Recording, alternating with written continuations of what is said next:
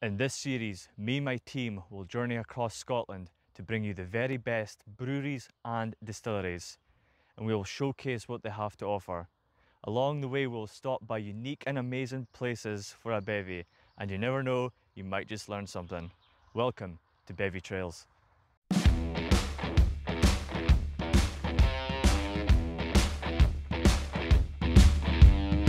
Our journey starts in a town called Peterhead, located in the northeast of Scotland, locally known as the Brew Toon. Peterhead is the largest fishing port in the UK and one of the largest in Europe. With a rich history from battling pirates to brewing and distilling, Peterhead is the ideal first location. In the very heart of Peterhead, where the famous Tamfield Brewery once stood, we kick off our series with Brew Toon.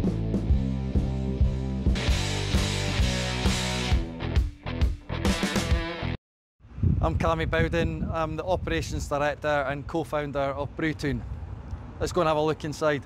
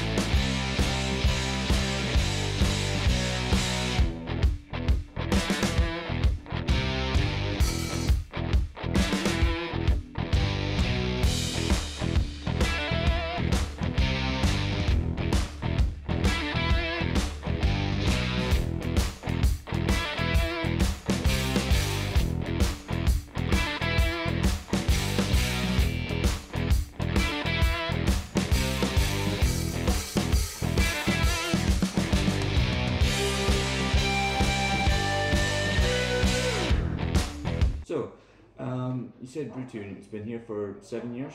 Yep. What was the year you started? 2017. So yeah, it was around about May 2017 when we first released our first commercial beer, if you like. I remember we released it at, it was a new beer festival that had been set up by two local guys in Peterhead. So yeah, it was across at the waterside that we started selling the beer, and then some local stockists and that started picking it up in bottles and that as well. So yeah, 7 years, but it seems like it's just kind of flown in. That's fantastic. So where did it first begin? Did you start at home, or did you have a premises that you started in before you started here? I mean, I think like most people who start a brewery, it comes from a passion for craft beer, and that's the same kind of story for us. So yeah, we've done a little bit of home brewing, but I would say our passion came more from drinking beer rather than actually making it.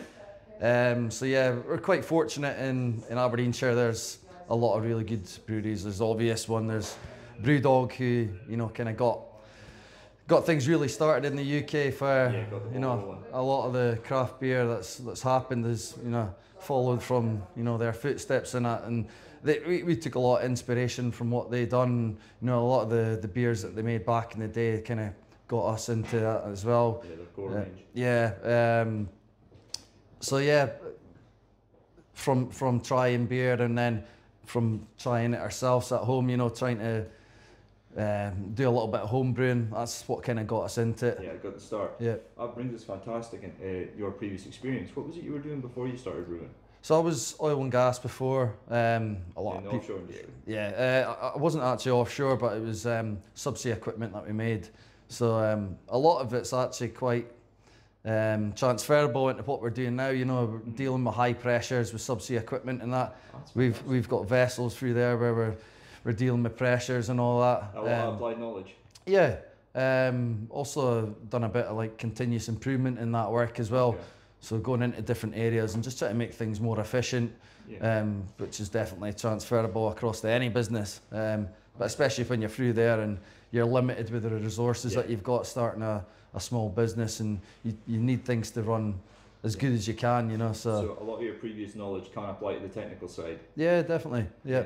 So while you were offshore, it was basically just you wanted to try some craft brewing, and then it just kind of snowballed from there, basically. Well, actually, it's funny because the fellow that sat next to me in the office, he was really into home brewing, and he started a little kind of microbrewery out of his back garden across in Stonehaven. He's called Barry from Reed's Gold. Okay.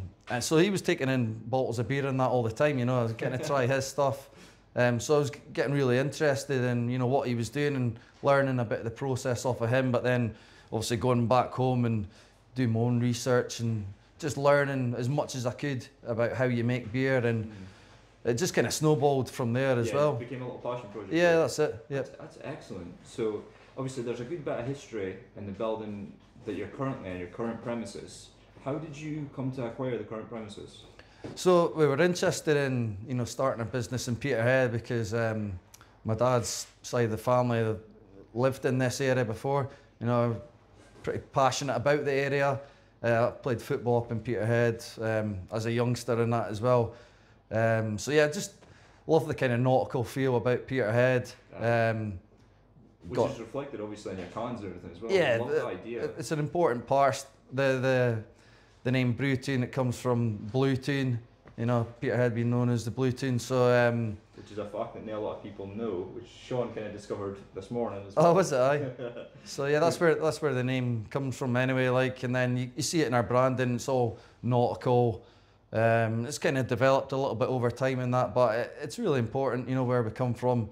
And the site through there, it has got a bit of history. You know, we look back when we acquired that site, and about 100 years ago or even more, actually there was a brewery on that very site, you know, so to bring that back to life, it was pretty special being able to do that for Peterhead. And as we were getting the place set up, we were having locals coming and past with old bottles that they found in the garden or whatever.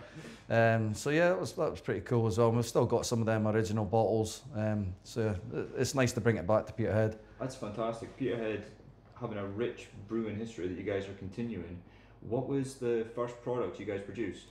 So it was Weekend Hooker. So we started with 3 beers. We wanted to brew a nice craft lager.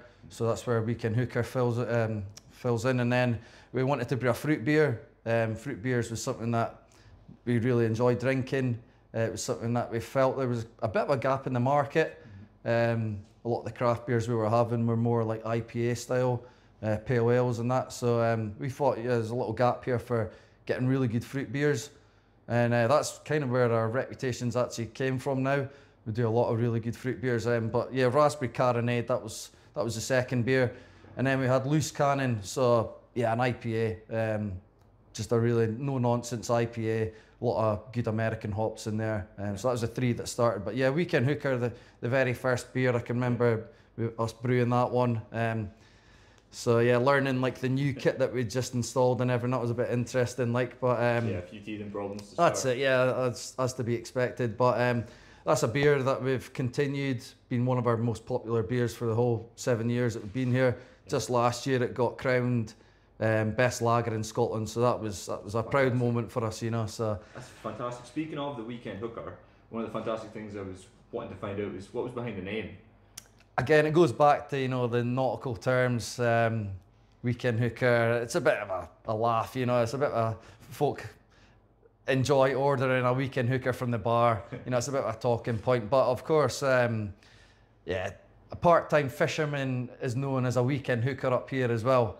So there's that part of it as well. But yeah, beer's about having a good time and that, you know, and that's kind of where the name comes from. Exactly. And speaking of the good time and everything, you've extended the premises here into the tasting room as well, which is offering, I think you offer a few beers on draft here as well? Yeah, so we always have 4 beers available on draft. It tends just to be our own beers that we put on. We're just a little bit limited with space, you know. When we had our own tap room through the house that was joined on to the brewery, we had 8 lines, and we'd get rotational beers, guest beers in and that as well. But yeah, 4 beers that you can get through here. And that can be our core beers, so you might find Weekend Hooker on tap, and then we do seasonal or one-off beers and that as well, so like a nice kind of variety for everyone to try. Yeah, we've been very interested in your recent range. A lot of your beers have been getting a lot of following on social media, a lot of hype around your Murray Cup especially. Yeah. That was a fantastic idea. Yeah. I loved seeing that one. Where did the idea of that one come from? So yeah, every year at the start of the year, you know, the whole team will get together and everyone kind of puts forward what they think might be a good idea in terms of flavour, style for new beers getting released. So yeah, a bunch of good ideas got put together on a list, and we kind of graded them, which ones we thought were great ideas, which ones maybe not so much, and that, you know, and then from there we can try and schedule it into our yearly release. And yeah, that one there, we were thinking about kind of nostalgic flavours. They seem to work really well. People just they love to see like things from maybe childhood memories, you know, coming back. So you've got the perfect age range. Yeah. Right now, people just old enough to drink that were kids back in the time. Love it. Yeah. So fantastic. So that one there was obviously a hugely popular soft drink up in the northeast of Scotland, and it's it's a pity that they don't make it anymore, because I used to love that stuff. But yeah, we thought it'd be great to bring it back, you know, in the form of a beer.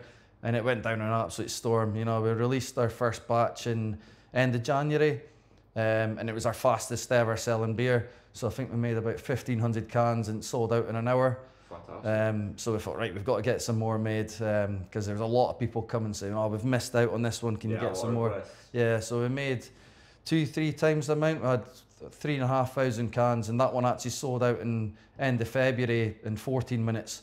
Oh, So yeah, we haven't made any more. We've got other commitments with new beers that we like to keep things interesting. It's best to keep it brief as a special edition. That's it, yeah. We see you guys are recently quite had a lot of success with your various ranges and everything like that. I noticed you've just recently got in partnership with some supermarkets as well. Yeah. So yeah. Where's the main place that people can find your product? Well, you know, as I was saying earlier, we've worked with some of the smaller independents right from day one. You know, they've been really loyal and they've been fantastic customers for us. So I'd like to kind of push them as well. You know, places, I remember Peterhead Motors were one of our first customers just down the road, and they've been customers ever since. Westhill Service Station, one of our best customers. They've been customers from day one. So really want to support these local independents who have shown great support in us as well. That's just two. I could go on and mention a whole host of different places that have been. You've probably got far too many to mention. Yeah, but of course, you know, the supermarkets was kind of like the next step. You know, we need to keep driving the business forward, and it offers great volume, which in turn we can invest, whether it's in new personnel coming in to help us grow the business, or new equipment.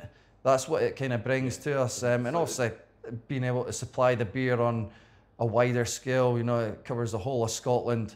As the demand for our beer grows, you know, we need to be able to meet that demand as well, and that's what it really helps us with. Yeah, branching out to the wider public as well would be fantastic. Yeah. We know a lot of people, with the craft beer boom obviously in the last few years, a lot of people liking to try a lot more local products, which is fantastic. Yep. And you guys also do festivals and events and everything as well. Yeah, I mean... One recently?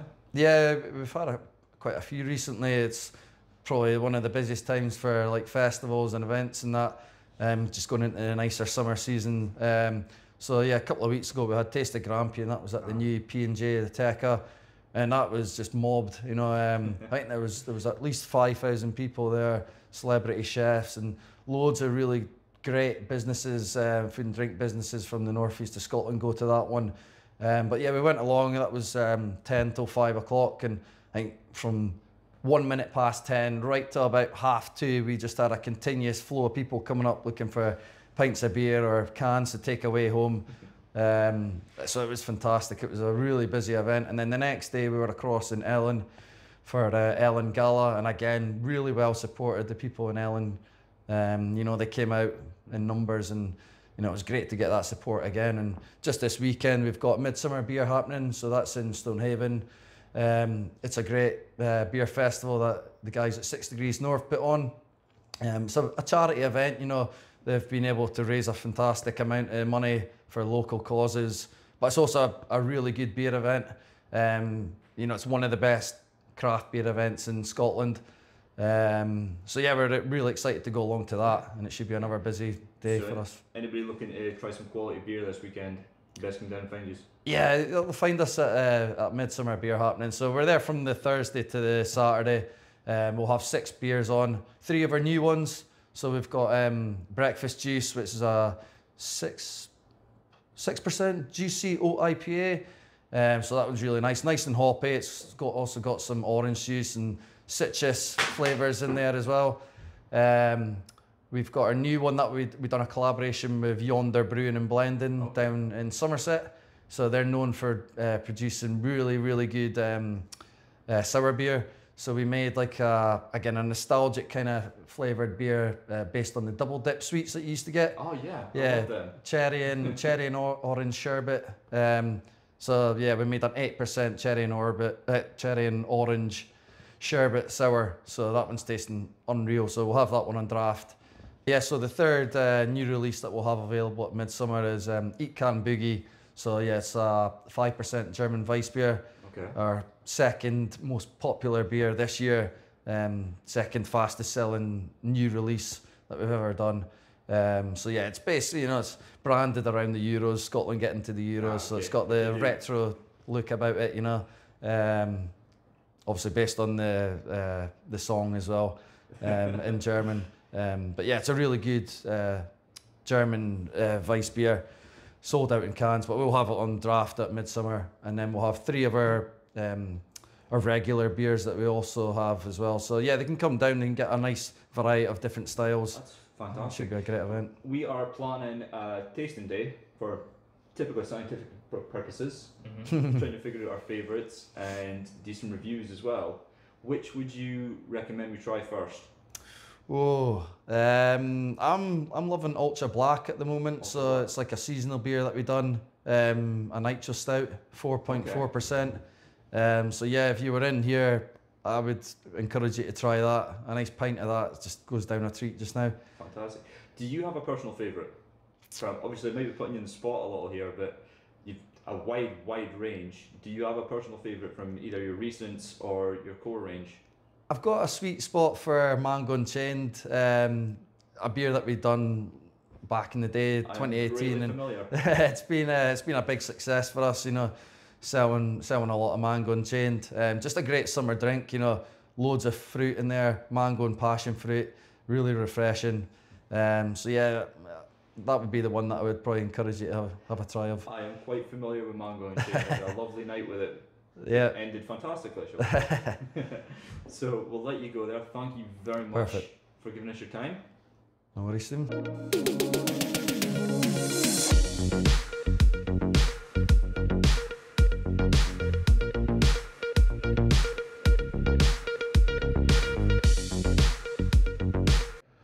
Good afternoon.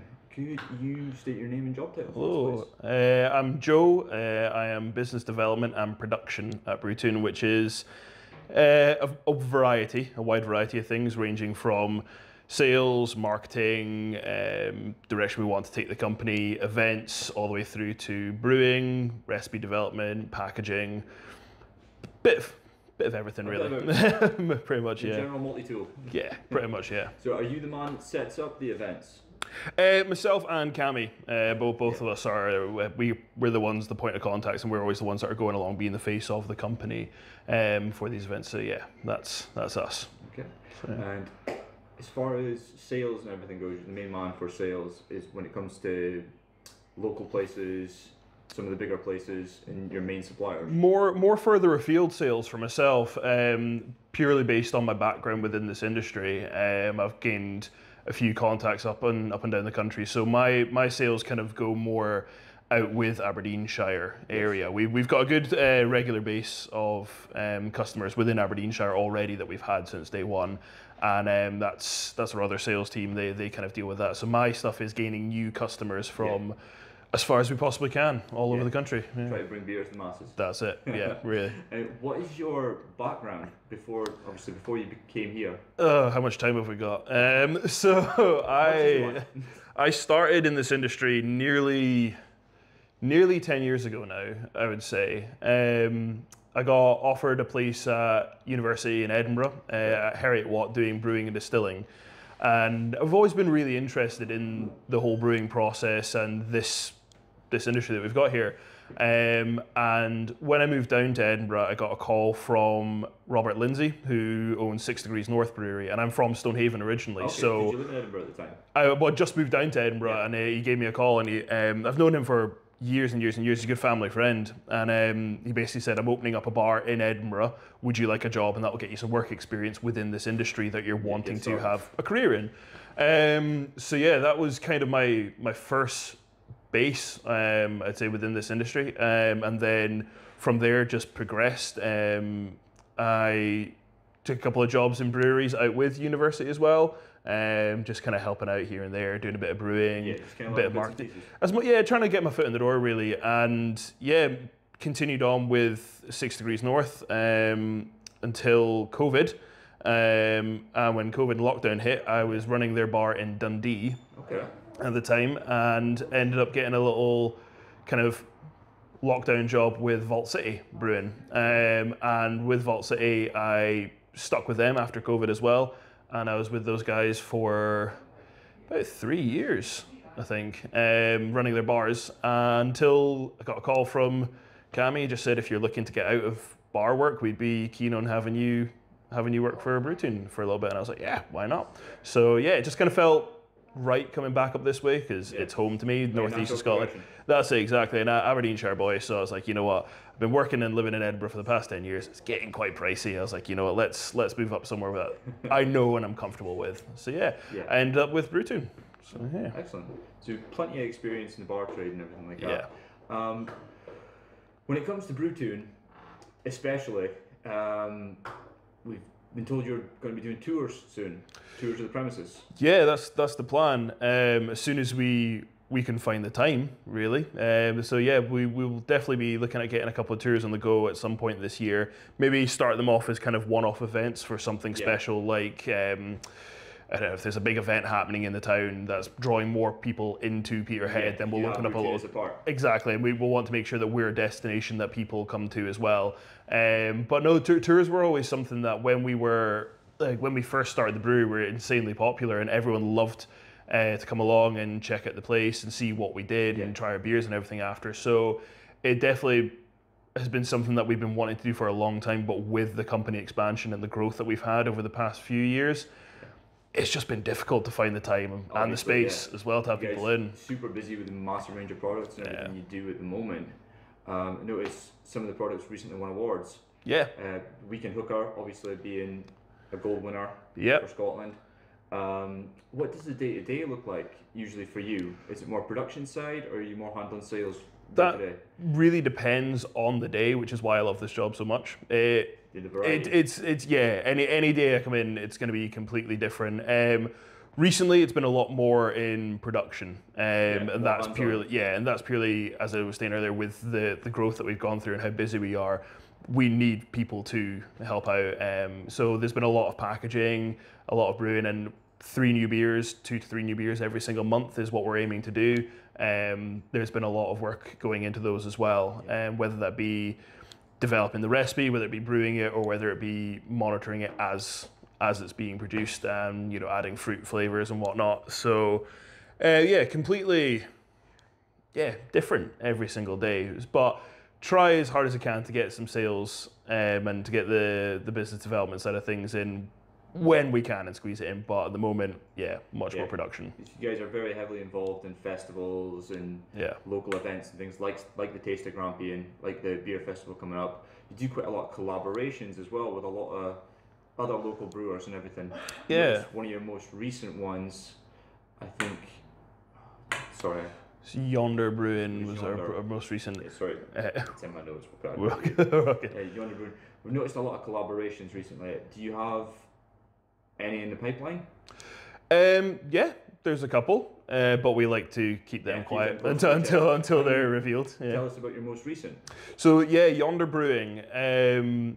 Yonder are a brewery from Somerset. They're guys I've worked with previously in this industry, and they have a sales gentleman in Aberdeen, and he dropped me a message and just said, hey, the owner is going to be up in April. We'd really like to make a beer with you guys. What do you say? And yeah, I mean, with collaborations, it's normally you choose each other's strengths or what each other's known for, and then you try and put those together. And Yonder are known for their really wacky and just stupid, crazy beers. Yeah. So they've got a whole ice cream series, and there's one they did, and it was I think it was called Unicorn Rainbow Sprinkles Gelato, and it was blue, but it was guava flavor as well. So it's like, what? So yeah, it's stuff like that. So when we had a Zoom call, we just started spitballing ideas, throwing some stuff around. I had a couple ideas that I wanted to make, and Cammy had a couple that he wanted to do, and the guys at Yonder. And eventually we kind of thought, you know what, we're all known for nostalgic elements in our brewing, whether it be from us with the Murray Cup and the Sewer Plumes that we've done. So we landed on Double Dip, albeit very, not reluctantly, but we were all kind of like, how do we make a double dip beer when it's two separate flavors, and how do we do that? The recent flavors, obviously you're talking the Murray Cup, the Sewer Plumes, everything like the Cremola. It's how do you translate the flavors, obviously the brilliant retro sweeties, into beer? That's where the fun starts. It's actually really good, because what we'll do is more often it's normally based on sweets or soft drinks, and there's a little sweet shop just 2 doors down from here. So what we'll do is we'll go get a whole bunch, and then we'll all sit down as a team, and we'll just eat and drink these sweets and just be like, well, what is it? Yeah, literally. A very scientific process. I mean, your palate's your best tool, so we're always like, what does this taste like? What does this taste like? How do we get this into the beer? What fruit flavor combinations will make this? So like the Murray Cup one as well, it was we had a little tip off as to 2 drinks that you could mix together. I'm not going to reveal what, because that's going to be our secret. 2 drinks that you can mix together. Have to keep it exactly. And we sat down and we were working out different ratios of how those flavors combined and what tasted closest to Murray Cup from what I remember.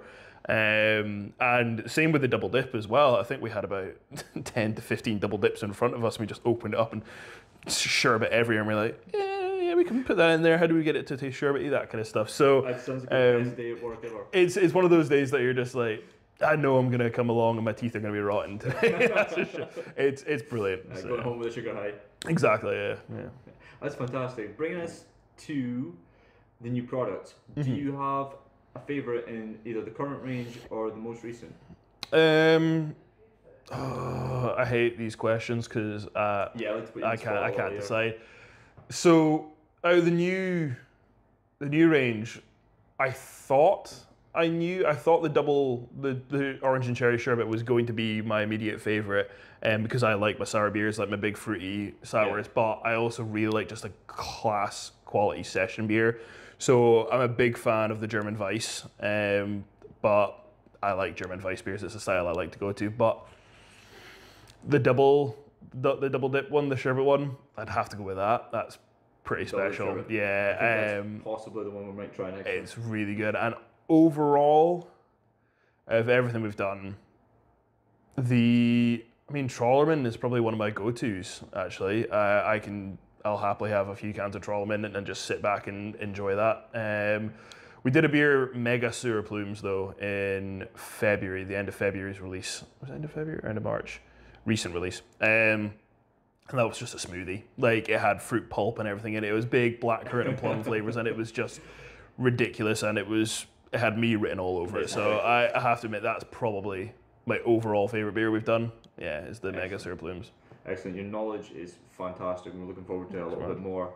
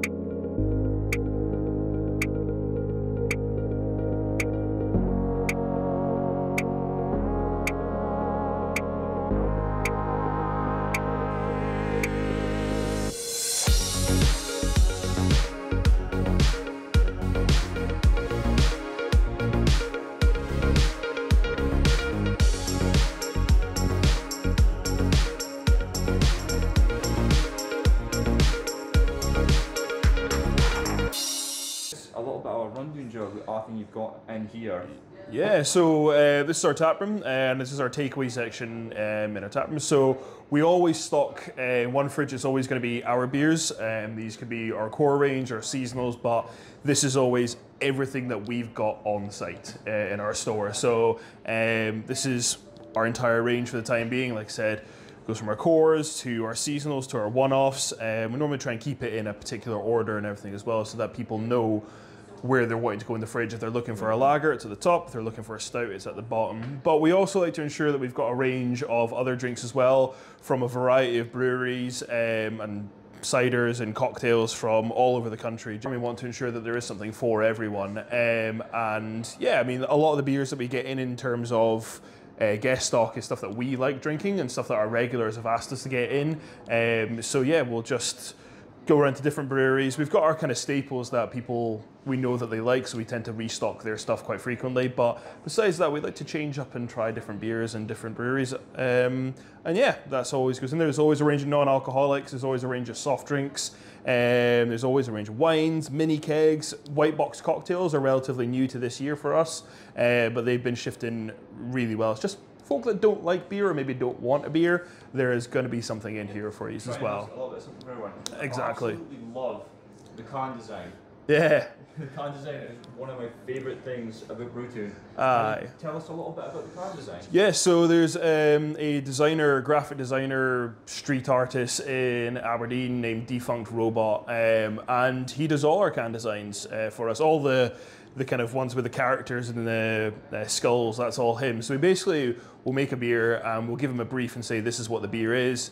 Can you come up with something for us? And yeah, this is what he comes at. He likes skulls, as you've probably seen. Like, that's kind of wherever he can incorporate some form of skull, he'll go for it. But something like the Scurry Island, which is, I'd easily say, is my favorite design he's done. It's just an absolute menace of a seagull with tattoos and a pipe. I think it works so well for our branding.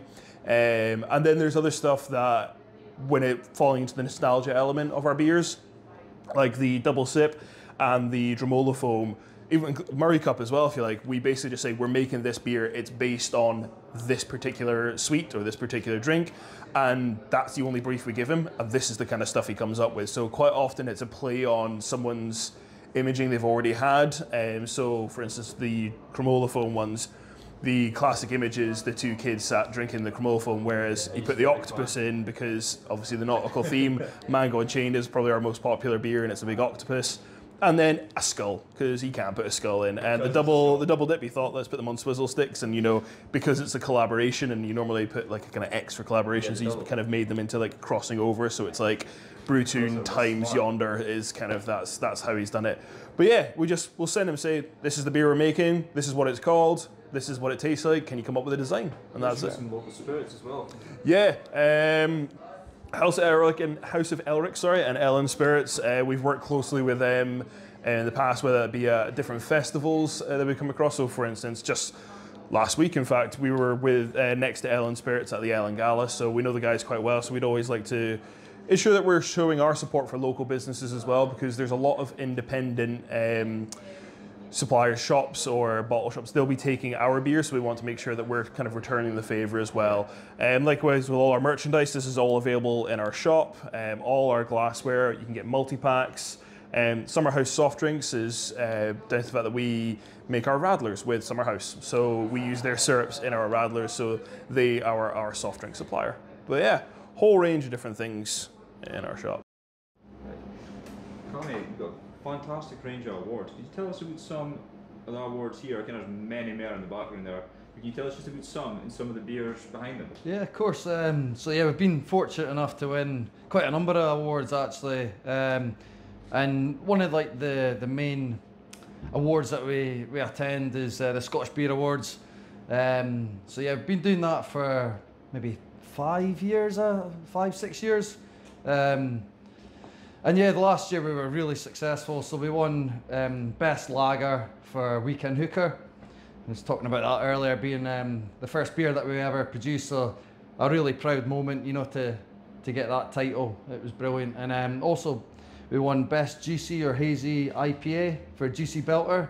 So that's one of the beers that have just went into Asda. So again, it's great to have that that recognition.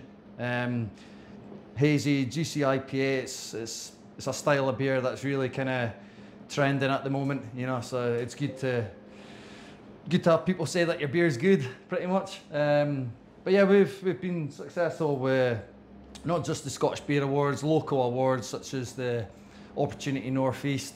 So yeah, we've won best brewed product in the North East of Scotland a few years ago as well. That was for Mango Unchained. As you can see, we're now in the brewery, and this is where the magic happens. So we'll start off with the mash tun. So depending on the beer that we're making is going to change up what grains that we use and what malts we use.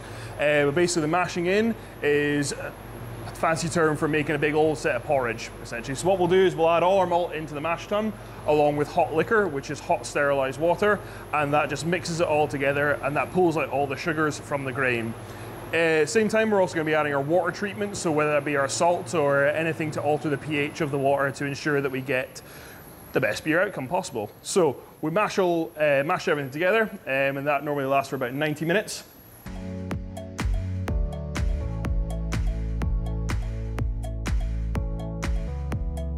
Once we've done that, we'll let it sit and settle, and everything's just going to come to a rest, and then we'll recirculate. And recirculating is essentially just taking all the liquid from the bottom of the mash tun and putting it back on top, because as you're mashing up, the grains can break apart a little bit, and the last thing you want is to have grit in your beer and little gristly bits. So all we're doing is taking all those little chunks out the bottom, sitting them back on top where they settle and sit on top of the mash.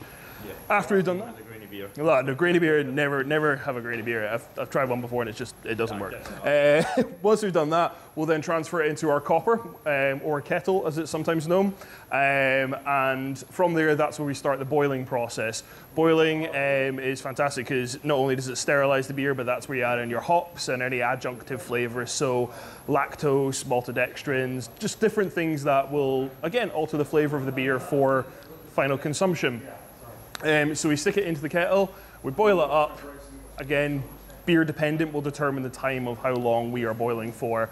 And once we're done that, what we'll do is we'll normally whirlpool, which just kind of spins everything around and makes any leftover trub, any little bits of grit that managed to get through into the copper that weren't caught by the recirculation, they'll just sit at the bottom of the copper there. And then from then, we transfer it into our fermenters with the yeast, and we'll ferment it out. Again, beer dependent for how long. Everything is completely it's changed up all the time depending on the recipe and depending on the beer that we're actually producing, but it will go into one of these many tanks that we've got kicking around the brewery, whichever one's free, and yeah, it'll sit in there before we start adding our fruit.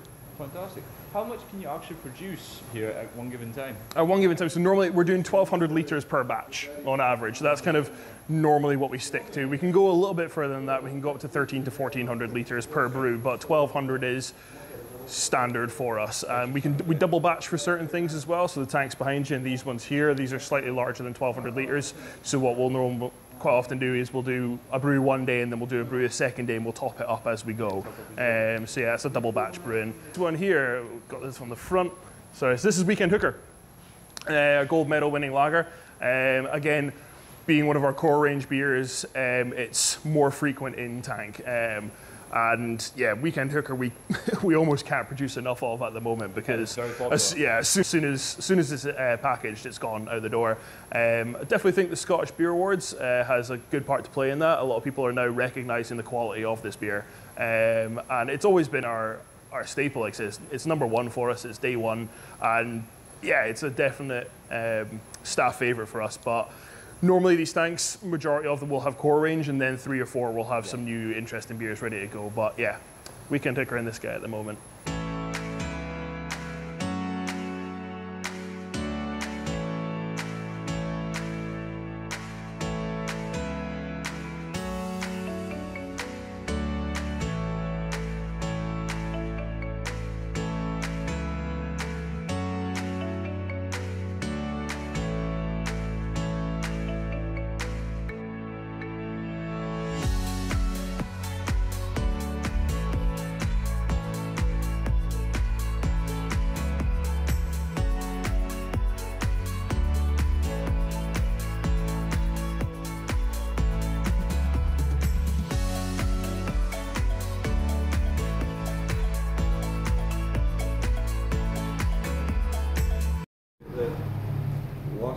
So as you can see, that this one was poured straight from the tank.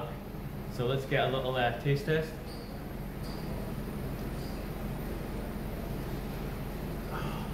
It's good.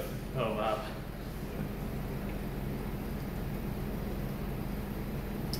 Yeah, that's the yes, This is absolutely brilliant. So I'll quickly walk you through our canning procedure and our process and how we do everything here. So it starts off with the date stamper. So there's a pallet of cans normally sat around about here, and there is one person's job is to depalletize and just take the cans off and stick them on the conveyor belt one at a time upside down, which is quite a tedious job, but spacing, this is the only way we can do it, unfortunately. It then goes through our date stamper, which will basically give a best before date and the batch number so that everything is completely traceable. So with our core range, because we're producing a lot of it, sometimes there might be an overlap with a few cases of one beer being from an older batch and then a new batch, so the batch number just allows us to keep track of everything as we go. It then goes through our paracetic rinser. Paracetic is just our sterilizer, sorry. The good thing about it is as soon as any beer comes into contact with it, it's completely dissolved into nothingness, but it also kills off any bacteria and any germs. A little bit of cardboard on top is just because when the cans go through, sometimes a little bit can squirt out the top of it. So after our paracetic rinser, it goes through this block here, which is essentially a corkscrew, and it flips the cans back upright so that the open top is facing upwards now. And it then progresses into our fill heads. So we run a 7 fill head machine, so we can fill 7 cans at a time. As the cans come in, gate closes, and then the pins kind of drop in, and it'll purge it with CO2, so it just blasts carbon dioxide in there to obviously get rid of any oxygen that's in there. You don't want that in your beers. And then the beer fills up and it progresses along. Caps get dropped onto each can.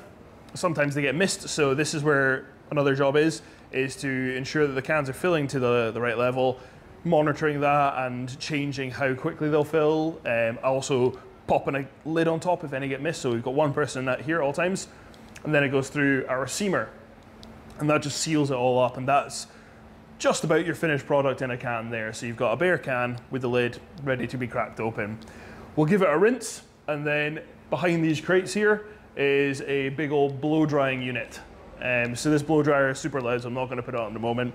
But that just, after it gets rinsed, it dries the beers as quick as we possibly can. It dries the cans before they go through the labeler. If they're too wet before they go through the labeler, the glue on the labels, it won't stick at all. So we need to make sure that it's nice and dry.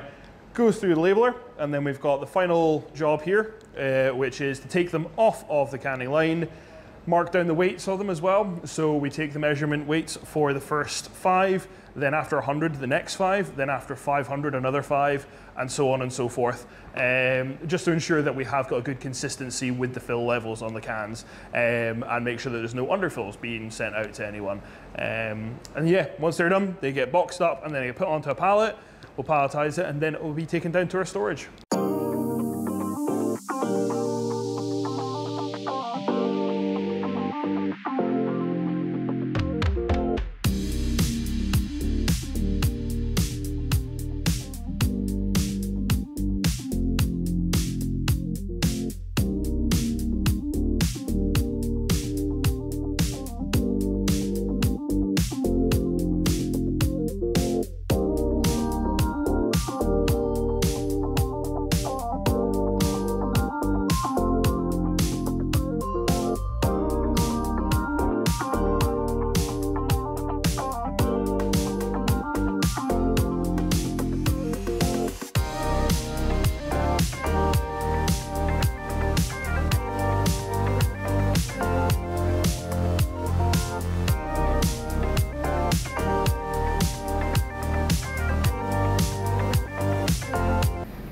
I really hope you enjoyed the video, guys. I really hope you learned something. If you liked the video, please like and subscribe, and we'll see you in the next one. Make sure you follow me on Facebook, because I post monthly competitions and you never know, you could be our next winner. I will leave everyone's socials in the description below.